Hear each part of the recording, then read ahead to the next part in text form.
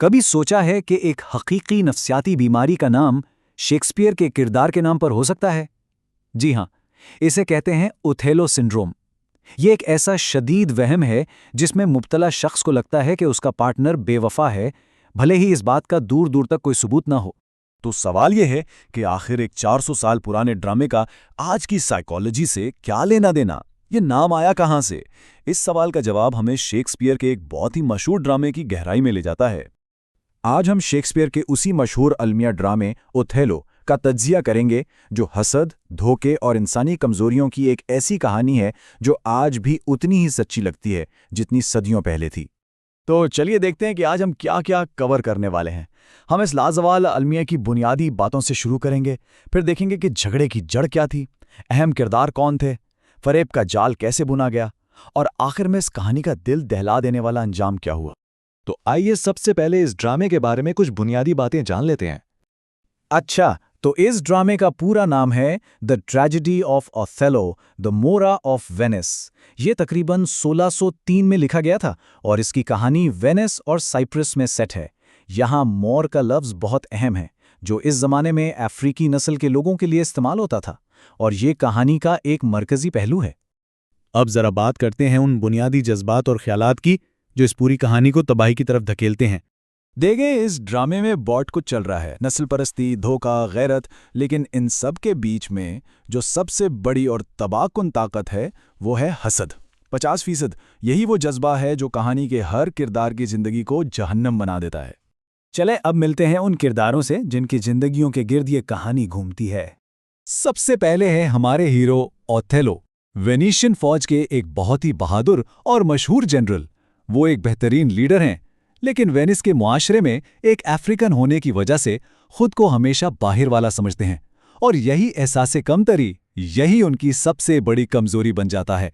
इसी कमजोरी को विलेन अपने फायदे के लिए इस्तेमाल करता है। फिर हैं डिस्दीमना, ओथेलो की बीवी। वो मोहब्बत और वफा की एक मिसाल हैं। वो अपने वालिद के खिलाफ जाकर ओथेलो से शादी करती हैं, सिर्फ उसकी शख्सियत और बहादुरी की वजह से। उनकी मासूमियत और वफादारी ही उनके अलमनाक अंजाम को और भी ज़्यादा तकलीफदेह बना देती है। और फिर आता है कहानी का असल विलन, इयागो। वो ओथेलो का मातहत है, लेकिन अंदर से हसद की आग में जल रहा है। वो इंतहाई चालाक और शातिर है। उसके बिल्कुल उल्ट है उसकी बीवी एमिलिया, जो डेस्डेमोना की वफादार खादिमा है। वो बेखबरी में अपने शौहर की साजिश का हिस्सा तो बन जाती है, लेकिन आखिर में सच्चाई को सामने लाने का काम भी वही करती है। तो अब देखते हैं कि इयागो ने किस तरह कदम ब कदम अपनी इस तबाहकुन साजिश का जाल बुना। तो कहानी शुरू कहाँ से होती है? एक छोटी सी बात से, पेशावराना हसद से। ओथेलो ने माइकल कैसियो नामी एक फौजी को लेफ्टिनेंट बना दिया, और इयागो को यह बात बिल्कुल पसंद नहीं आई। उसे लगा कि ये ओहदा उसका हक था। बस इसी बात का बदला लेने के लिए उसने सब कुछ तबाह करने का मंसूबा बना लिया। और इयागो का सबसे पहला हथियार बनता है एक जुमला। जब डेस्डेमोना के वालिद को उसकी शादी का पता चलता है तो वो गुस्से में ओथेलो से कहते हैं, इसने अपने बाप को धोखा दिया है, तुम्हें भी दे सकती है। इयागो इसी जुमले को पकड़ लेता है और इसे ओथेलो के जहन में शक का बीज बोने के लिए इस्तेमाल करता है।